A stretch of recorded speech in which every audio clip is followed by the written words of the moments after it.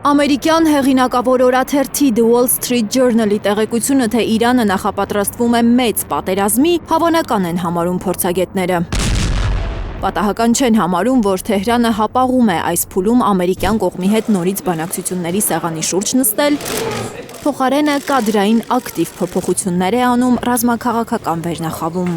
Սա արդեն նշանակում է, որ Իրանը դիրքավորված է, արդեն պատրաստ է նման գործողությունների համար։ Իրանի գերագույն գլխավոր առաջնորդի Այաթոլլահ Խամենեիի հրամանով վերջին մի քանի օրում փոխվել է երկրի ազգային անվտանգության գերագույն խորհրդի քարտուղարը։ Փոխվել են զինված ուժերի բարձրագույն հրամանատարներ։ Նորանշանակ պաշտոնյաներն ավելի փորձառու են, մարդիկ, որոնք անցել են Իրան-Իրաք պատերազմի միջով, ունեն անվտանգային համակարգում աշխատելու մեծ փորձ։ Ըստ փորձագետների, Իրանն այս փոփոխություններով հստակ մեսիջ է ուղարկում Միացյալ Նահանգներին։ Այս նշանակումները հստակորեն ցույց են տալիս, որ Իրանը բոլոր սցենարները, այսպես կոչված սեղանի վրա ունի, թե բանակցություններ, թե համաձայնության հասնել, հստակ նշված է այս անգամ ոչ թե պաշտպանողական գործողություններ, այլ հարձակողական գործողություններ, լրիվ այլ բնույթի, լրիվ այլ ծավալի գործողություններ։ Իրանի ազգային անվտանգության գերագույն խորհրդի նորանշանակ քարտուղարն էր հայտարարել, որ եթե ռազմական գործողությունները վերսկսվեն, Իրանը պաշտպանողական դիրքից անցնելու է հարձակման։ Ըստ փորձագետների, Իրանն այսպես կոշտ դիրքավորվեց, երբ Միացյալ Նահանգները խախտեց 14 կետանոց համաձայնագիրը։ Իրանը երկու անգամ նախքան այդ նստել էր բանակցությունների սեղանի շուրջ, երկու անգամ կողմերը հայտարարում էին, որ մենք հասնում ենք արդեն համաձայնության, վճռորոշ փուլում ենք, եւ մյուս կողմը սկսեց ռազմական գործողությունները։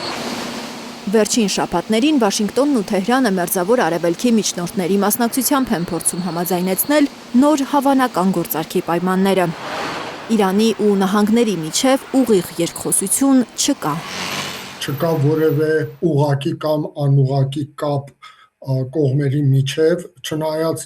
ակնհայտ է, որ թեև հայտարարություններ չեն լինում, բայց միջնորդները փորձում են, որ այդ կապը վերականգնել, բայց առնվազն Իրանի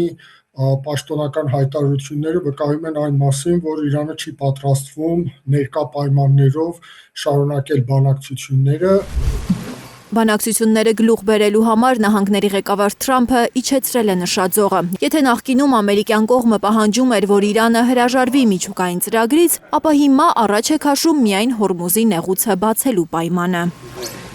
Հիմա փորձը արվում է Միացյալ Նահանգների կողմից, ակնհայտորեն Թրամփը փորձում է վերադառնալ նախապատերազմյան պայմաններին, ընդհանրապես վերադառնալ այդ պայմաններին, որը գոյություն ուներ։ Այլևս խոսք չկա միջուկային ծրագրի մասին, իր հայտարարություններում խոսք չկա Իրանի հրթիռային եւ ԱԹՍ կարողությունների մասին, իր տարածաշրջանային դերակատարության մասին, խոսքը գնում է ընդհանրապես Հորմուզի նեղուցի,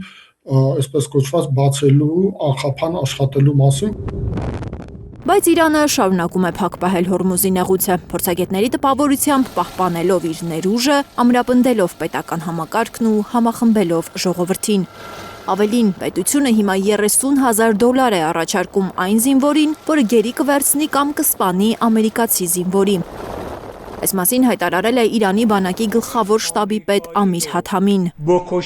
Իրանցի պաշտոնյաները նախկինում խոշոր գումար էին առաջարկել ԱՄՆ նախագահի, Իսրայելի վարչապետի սպանության համար։ Լիլիթ Գասպարյան, Գագիկ Տեր-Ղազարյան, Հայլուր։